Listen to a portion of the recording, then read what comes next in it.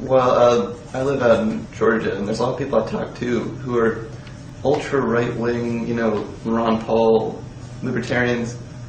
Is there any way for they're extremely cynical. Is there any way to reach out on the left? Is there any way to reach out and talk to them about, trying to bring them over to the left? Well, I think what you have to do is ask what makes them Ron Paul libertarians.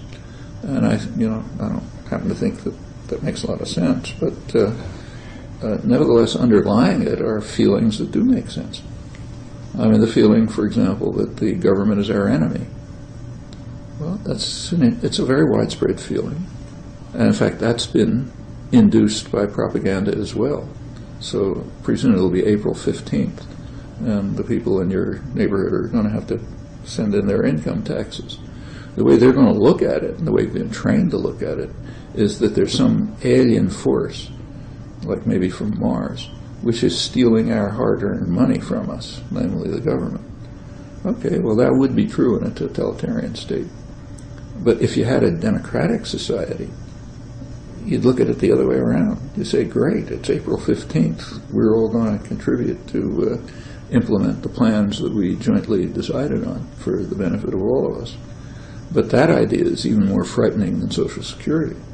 It means that we would have a functioning democracy, and no center of concentrated power is ever going to want that, for perfectly obvious reasons.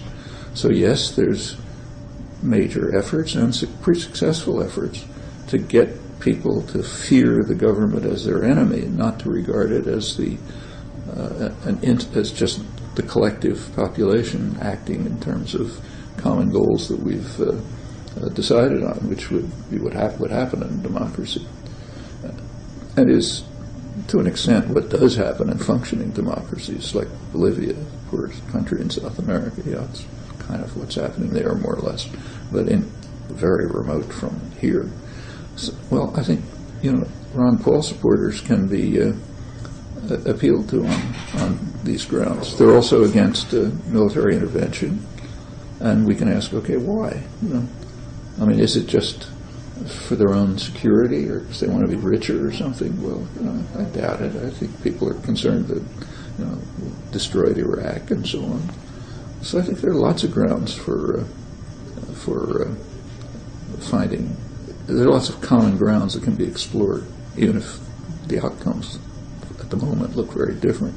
They look different because they're framed within fixed doctrines, but those doctrines are not graven in stone, and they can be undermined. All right, well, Dr. Chomsky, thank you so much. It's a pleasure. Yeah.